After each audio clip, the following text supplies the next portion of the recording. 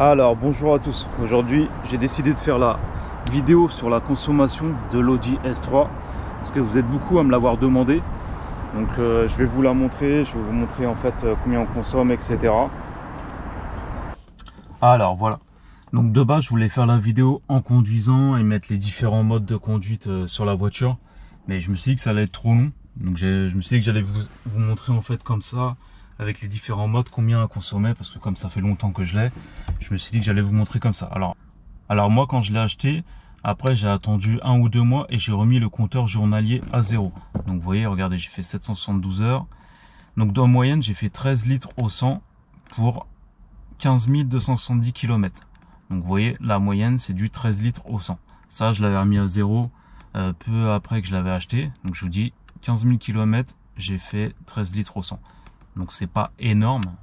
Pour une Audi S3 c'est pas énorme. Sinon pour les différents modes de conduite. Alors en fait la consommation. Quand vous mettez le mode efficiency, ça c'est le mode en fait censé être économique. Alors quand vous le mettez, qu'est-ce que ça fait quand vous le mettez? Ce qui fait, c'est quand vous mettez le mode économique, ça veut dire que dès que vous enlevez votre pied du frein ou de l'accélérateur, en fait la voiture elle va se mettre en roue libre.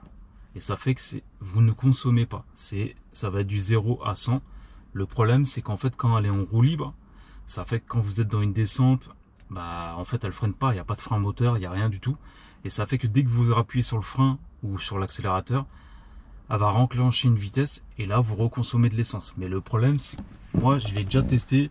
J'aime pas trop ce mode-là parce que je vous dis, comme elle est en roue libre, ça peut être dangereux. Si tu arrives trop vite et qu'il n'y a pas de frein moteur, etc.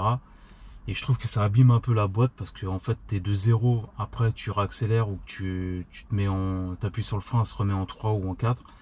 Donc je trouve que c'est pas forcément bon pour la boîte. Donc moi personnellement ce mode là je l'ai mis quelques fois pour au début, mais je trouve même pas que qu'il consomme moins. La vérité, j'ai pas trouvé que ça va consommer moins. Après vous avez le mode confort. Alors le mode confort, moi je le mets en général quand je prends l'autoroute.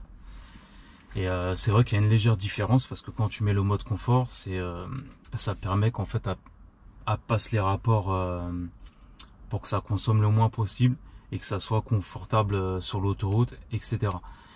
Et moi sur l'autoroute en général, en France, quand je mets du samplon 98, j'arrive à faire dans les 600 km.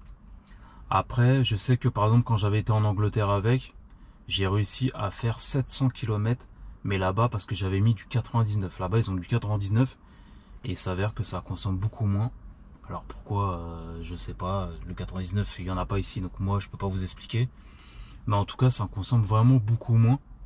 Et j'avais fait un plein de 99 et j'ai pris l'autoroute. Quand je suis parti de l'Angleterre, j'ai fait 700 km. Et quand j'étais en Angleterre, j'ai fait un plein de 99 et j'étais que en ville. Et je suivais le youtubeur Berkanic Garage qui lui, son S3 fait 600 chevaux. Donc fallait suivre, je roulais pas doucement.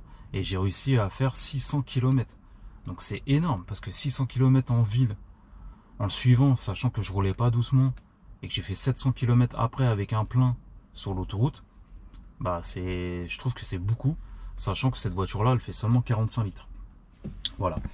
Après le mode auto, donc ça c'est ce qui va déterminer en fait, c'est la voiture qui va gérer l'accélération, la vitesse. Quand vous appuyez, je veux dire quand vous appuyez sur l'accélérateur, c'est elle qui va gérer les passages des vitesses. Elle va s'adapter à votre conduite en fait. Donc si vous roulez doucement, elle va passer les vitesses un peu longues. Si vous conduisez vite, elle va passer vite. C'est elle qui va anticiper.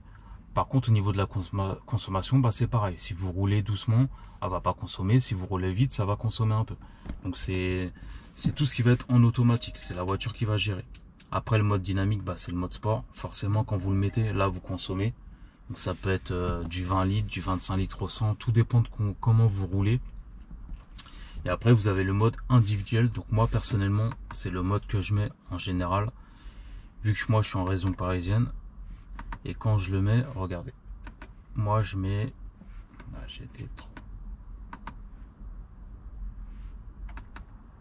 voilà, moi quand je le mets, je mets moteur et boîte de vitesse en auto, les amortisseurs en dynamique, direction confort et la sonorité du moteur dynamique. Mais moteur et boîte, je le mets toujours en automatique. Pourquoi? Parce que moi, je suis en Île-de-France. Je fais beaucoup de régions parisiennes. Je prends pas trop l'autoroute quelques fois, mais c'est assez rare. Donc, je préfère que tout soit en automatique. Parce que quand tu es en région parisienne, bah, des fois, tu roules doucement. Franchement, c'est assez rare que tu roules assez vite. Parce que en région parisienne, tu peux pas. Malheureusement, c'est comme ça. Mais voilà. Moi, en général, quand je fais un plein, donc quand je fais un plein de 45 litres, quand je fais un plein de 45 litres, en général, je fais en ville, je fais à peu près dans les 400 km, 450, ça dépend. Par exemple, quand on est quand c'est les vacances, par exemple, en région parisienne, j'arrive à faire dans les 500. Après, quand c'est un mois normal, je fais dans les 400.